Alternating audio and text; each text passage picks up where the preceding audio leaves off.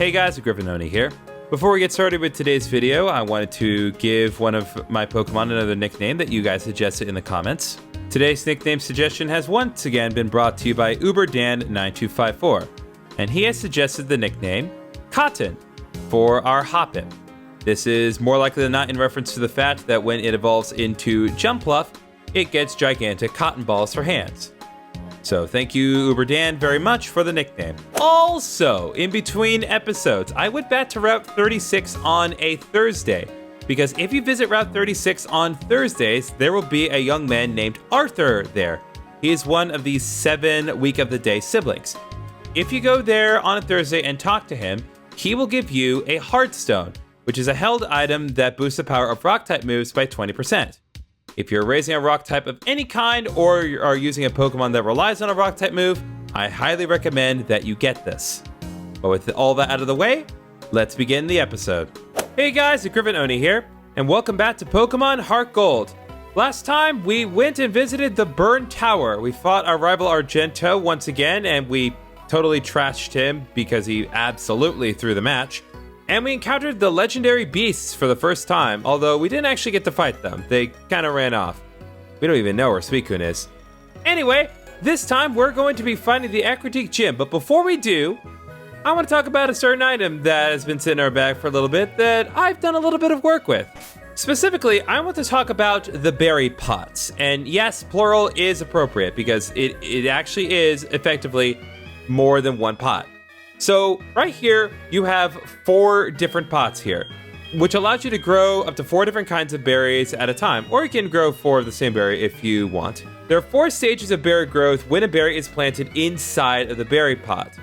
In order to get the maximum yield of berries in this specific process of growing berries in the pot, you need to water the berries as they change from one stage to another. So, for example, if I were to plant, say, let's do a Tanga Berry, just to kind of mix things up here. Plant a Tanga Berry, and then I will also go ahead and plant, let's say, a Charty Berry. I can plant them in there, and then I can use a squirt bottle to water them. So, as I mentioned, you do have to water the berries as they change from one stage to another. The change happens once every 4 hours.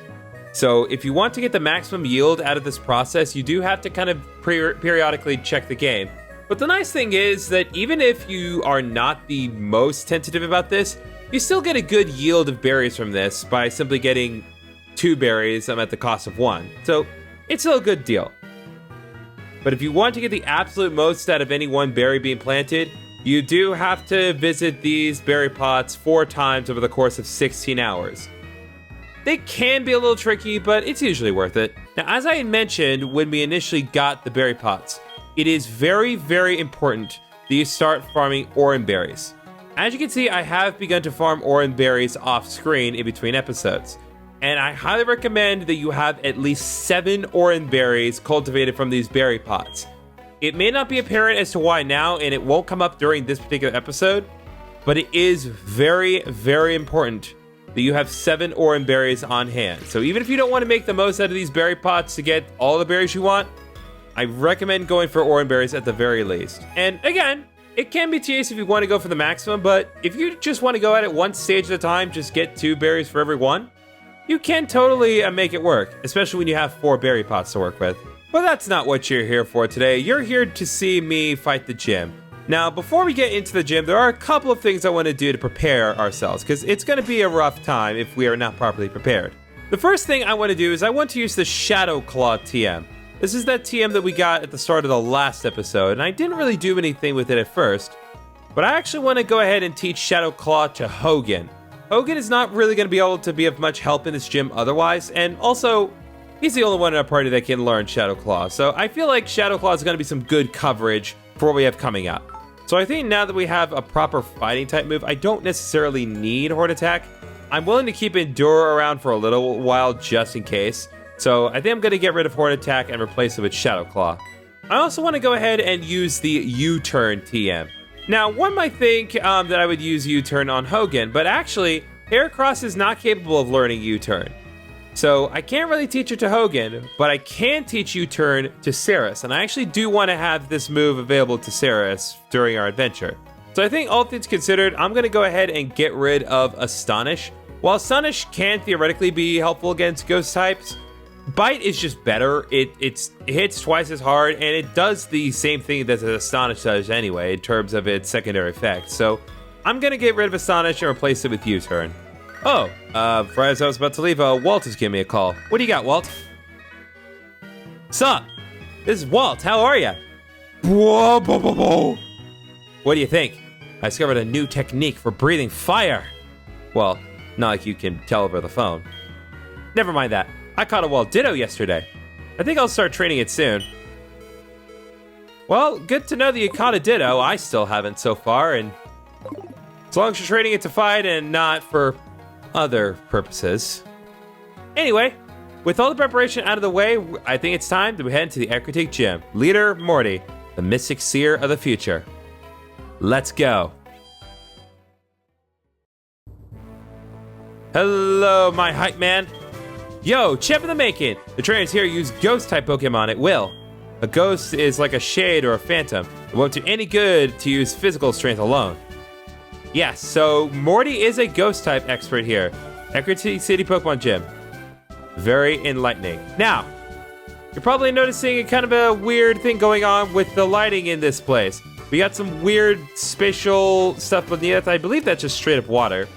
And this is an area that you want to be extremely careful on, because despite how the floor looks, you can theoretically fall off. And if you do, you get warped back here. Now, the path right now may seem a little bit straightforward, but trust me, it's not going to be as simple as one might think. So we want to be extremely cautious as we go through here. Also, we're cutting off with a light there. Are you guys seeing that? Just all that disappears. Anyway. First fight of the day. Can you inflict damage on our Pokemon? I'm sure as heck gonna try, lady. Alright, we are challenged by Medium Georgina. She has 5 Pokemon! That's the most we've seen out of any Pokemon trainer. Well, no, there was that one guy with the magic heart.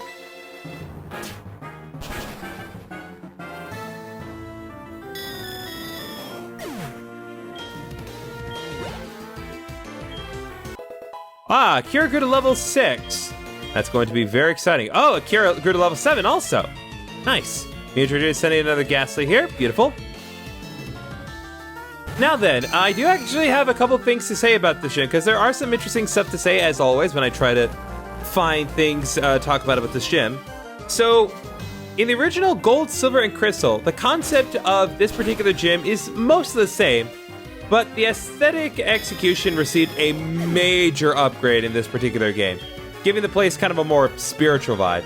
It's not even that obvious that the room is technically filled with a body of water. I didn't know what was underneath the platforms when I was a kid. Anyway, Kira learned Sand Attack. Beautiful.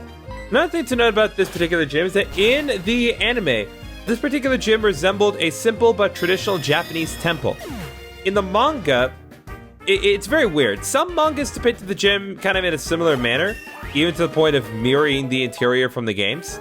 Oh, also Terra grew to level 20. Beautiful.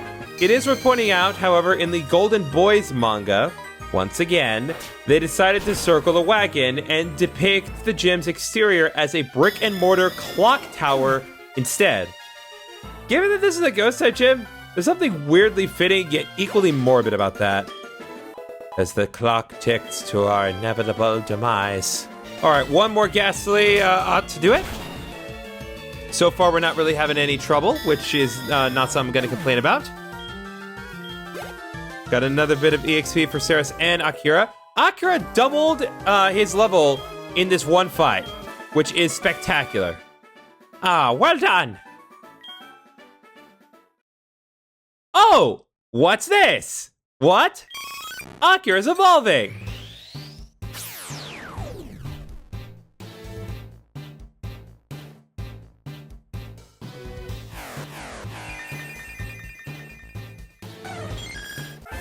Yep, Akira has already evolved into Espeon. Let me know in the comments if you kind of caught on to what I was going for with Akira. Oh. But now that her flame has been, well, sponged out, the entire floor underneath us is no longer visible. So we have to kind of be mindful of the area as we go through. Now, before we proceed on, let's talk about Akira for a second. Some of you probably worked this out if you figured that I was going to go for an Espeon, but yes, I did save Scum until I got an Eevee that had Modest Nature, because Modest is the best nature for an Espeon. Now, it is worth pointing out, because some of you may be a little confused as to how I was able to get Akira to evolve so quickly. While it has only been relatively a couple days for you guys since the last episode, as far as when this episode is recorded, it's been nearly 2 weeks. And during those 2 weeks, I have been extensively grinding out Akira's friendship. I've been walking around the area as best as I can whenever I have free time. I also have been taking Akira to the groomers at Goldenrod City every single day. And I have sacrificed a lot of money and time, but it was worth it. And it is important that I get Espeon this early, because Akira's first Psychic type attack will come at level 15, so I did not want to potentially miss out on anything. So yeah, we already have Espeon. And hopefully, if things go well enough in this gym, maybe Espeon will actually prove to be helpful. Or not, we'll find out. But now that we've worked out the semantics of Akira's evolution, let's proceed onwards. Not sure of your way? Defeat me if you want a hint? Pretty sure if I defeat you, I'm just going to be less aware of my surroundings. Quite literally. Okay, she's sending in Haunter. I believe this is our first time encountering a Haunter. A Haunter can seem intimidating at first, especially when it's using Nightshade like that. Because at this stage in the game, Nightshade can be very problematic. But I do need to bear in mind that while Haunter is fast, Haunter also does not have particularly great physical defense. The only reason that it even survived the first time is because it's at the same level as Saris, and Saris kind of has lackluster stats. Hopefully Saris can get to a point where she'll evolve soon, so she'll be able to do even better. But we can only pray for now. If Haunter uses Nightshade now, it's going to be a big problem. Come on, Saris. Come on. Alright, out of abundance of caution, I'm going to switch Saris out because I don't want Saris to... Oh, right. Nope, it's over. It actually... I can't believe Nightshade came through. It sucks. Alright, Shadow Claw.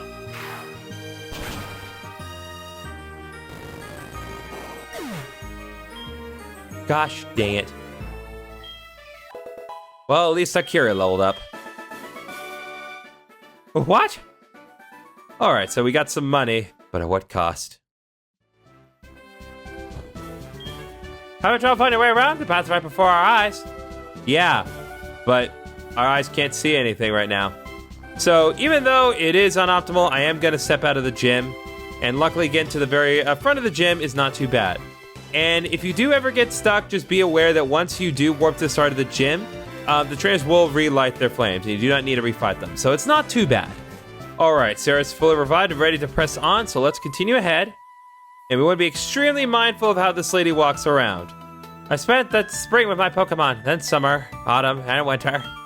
And spring come again. We have lived together for a long time. We want to be extremely mindful of the ground that she's walking on, because it's not going to be a straightforward trip moving back. Okay, hopefully Sarah's will have a better time against Haunter. Or we can literally get Sucker Punched.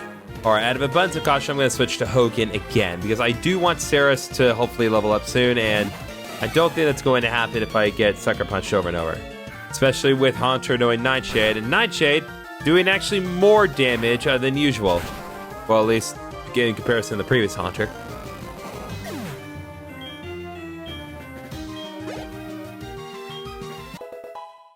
Alright, Akira grew to level 12. Beautiful. Wins and losses, I experienced both.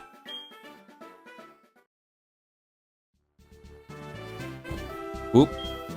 Where did Pokemon come from? That's a beautiful question. Yep, I got thrown off again. Okay, one warp failure later, and now we're back here, so we need to head further up this way, and I think there's one more lady we gotta fight.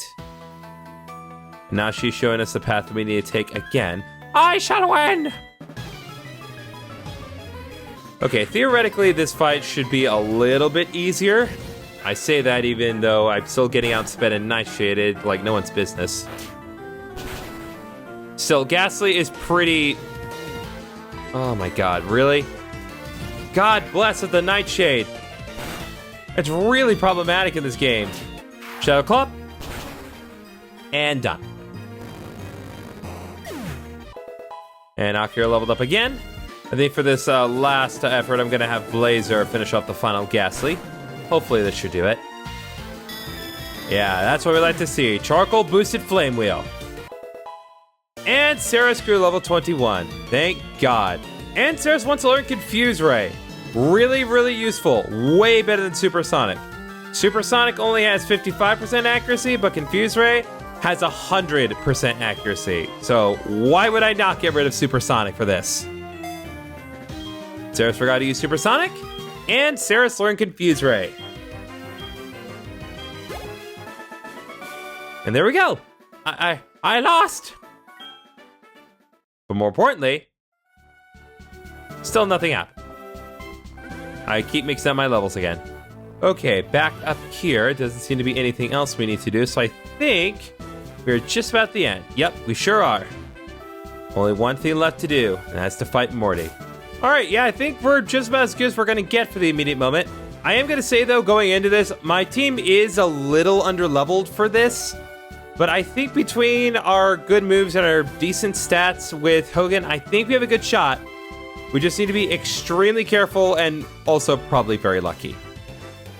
But nothing else to do. We get right into it. Morty, take it away. It's good for you to have come. Here at Necrotique, Pokemon have long been revered. It is said that a rainbow-hued Pokemon will come down to appear before a truly powerful trainer. I believe that tale, so I've secretly trained here all my life. As a result, I can now see what others cannot. I see a shadow of the person who will make the Pokemon appear. I believe that person is me. You're going to help me reach that level. It is time to fight Morty.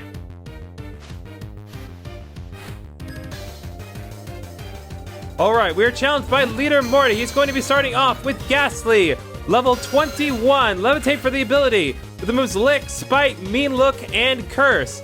Interesting thing about Morty is that he kind of has a similar relationship in this game as he does in the anime. He truly is convinced that he is the one to find Ho-Oh, but nah, Ash is, and boy was he in denial about that reality, but it's okay, Morty. Ash didn't find Ho-Oh either.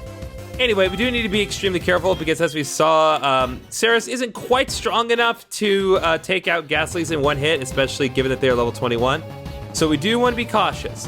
Even so, I am going to be going with Bite because that is going to be our best strat. And also, I don't have the ability to leave.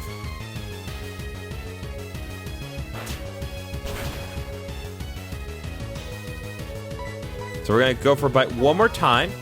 Only going for Lick It for the immediate moment. That is perfectly fine. A little bit of chip damage. Never killed anyone. So I think we're going to be satisfied with that. Looks like he's going to be sending in Haunter next. He actually has two different Haunters, but do I even have the ability to leave at the immediate moment? Well, either way, we're going to keep Saris in for the time being. Haunter. Okay, so this is level 21 Haunter. Levitate for the ability, with the moves Hypnosis, Dream Eater, Curse, and Nightmare. And yes, as I said, he has two Haunters, and they are both different. So I think for this one, I'm going to go ahead and use Confuse Ray. And hopefully I get a little lucky. Fortunately, Hypnosis did not seem to land, which is good. Because Hypnosis and Dream Eater is a dangerous combo, especially on Saris, because Dream Eater is still considered a Psychic type attack. So if it does land, it will deal immense damage to Saris. So we want to be extremely careful to not fall asleep and get hit with a Dream Eater. So I think if we can just get a little lucky. Oh my god, we are getting so lucky right now. I know Hypnosis is not particularly accurate, but still, I'm not going to complain about how just absurdly lucky we are getting right now. Akira good level 14. If we can just get one more level on Akira, he can actually be legitimately helpful. Okay, sending in his most powerful Pokemon, Gengar. So I think what I'm actually going to do is I'm going to switch out to Rhydon for the moment. Because we need to get the game started here. Gengar, his most powerful Pokemon, level 25. Levitate for the ability, holding a Citrus Berry.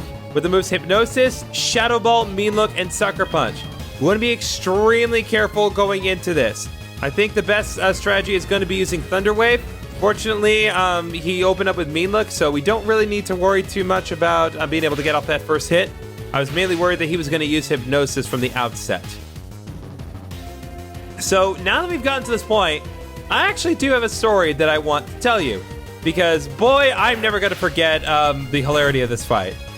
So, as it has been mentioned many a time, there's that Shadow Ball. I often work with a particular friend of mine, Israel. You guys know him as Minor Mole. And a couple years back, Minor Mole decided to do a Nuzlocke of this game. And while he did not succeed at clearing that Nuzlocke, it is worth pointing out that this particular gym fight went on forever for the absolute most stupid of reasons. And you're probably wondering, what exactly is that? Well, the thing is, he brought a Pidgeotto to this gym. Just an average, normal flying type.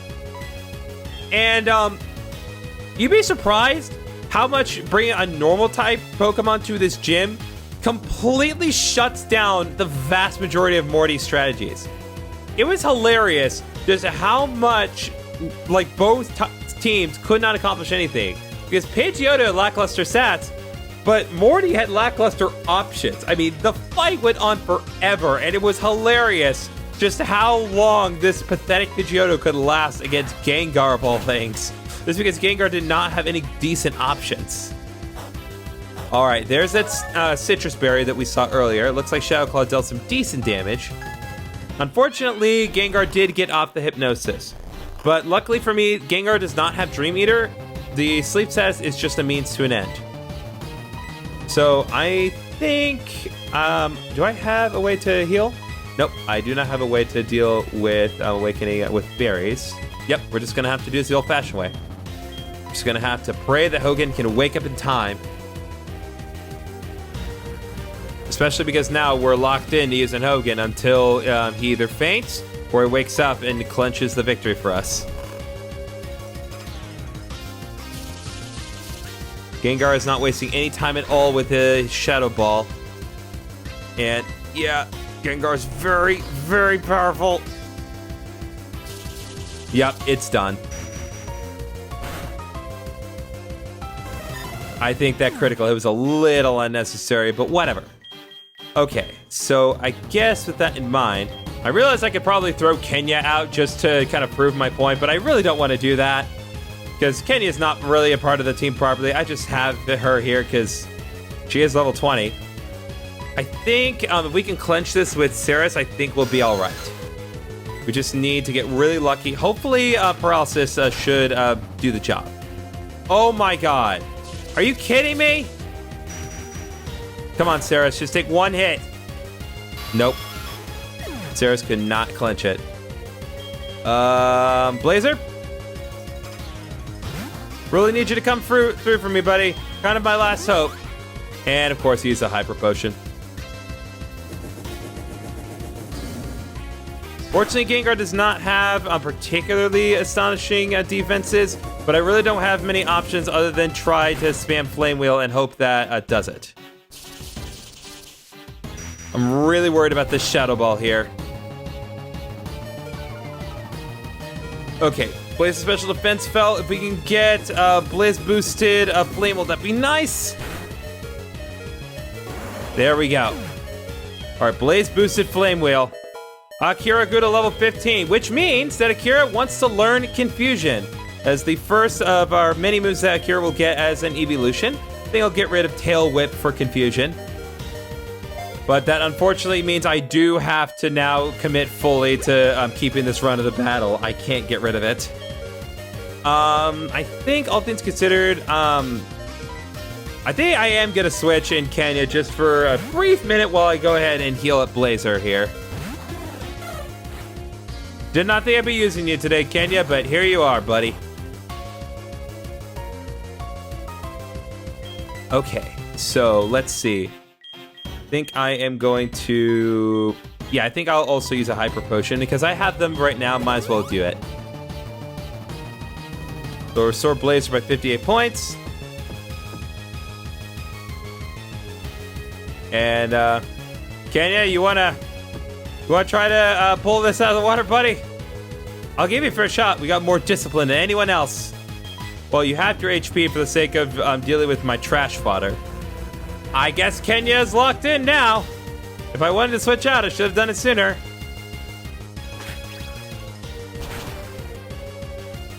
Oh my god. Can Kenya clutch this? Nope. Not that simple. Not gonna be that easy. Critical hit. We could pull this off.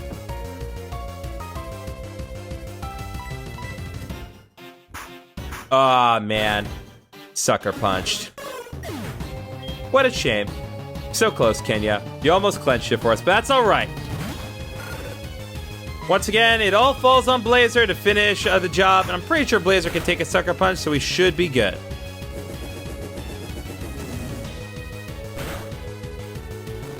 There we go.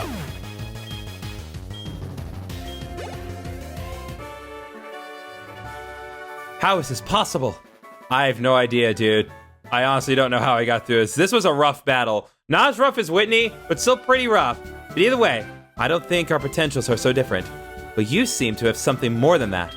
So be it. This badge is yours. We have received the Fog Badge from Morty. Huge deal. By having the Fog Badge, Pokemon up to level 50, including traded Pokemon, will obey you. Also, Pokemon will be able to use Surf. That's huge. Here's another thing. I want you to have this too. We got TM30. It's Shadow Ball. It causes damage and may reduce special defense. Use it if it appeals to you. Well, what do you have to say, Akira, who definitely participated in this fight?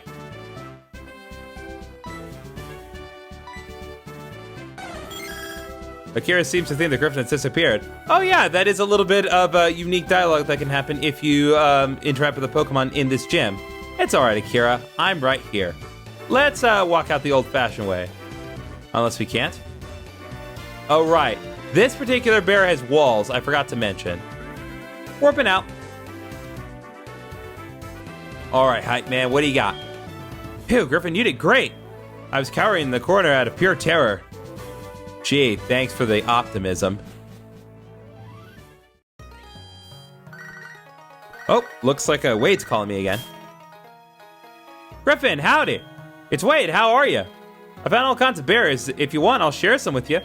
I'll be waiting at Route 31. I think I will keep that in mind for later, but I'm not going to do that right this moment.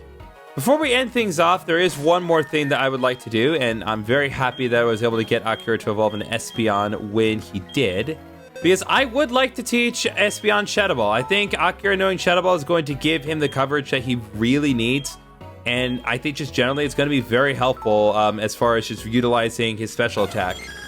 So I think I'll get rid of Sand Attack for Shadow Ball. Thank you very much. And because I'm feeling generous, I got some extra PP outs from the lottery, I think I'll use it on Shadow Ball as well. Get more power points out of it. And on that note, I think we're going to go ahead and end this episode here. We have gone to the Ecruteak Gym. We evolved our Akira into Espeon after objectively weeks of planning off screen. We defeated Morty, got the Fog Badge, and are all the more stronger for it. So next time on Pokemon HeartGold, now that we have the ability to surf, we're going to go around the world a little bit and see what things we can now accomplish with surf. Because trust me, our options are vast. See you guys then.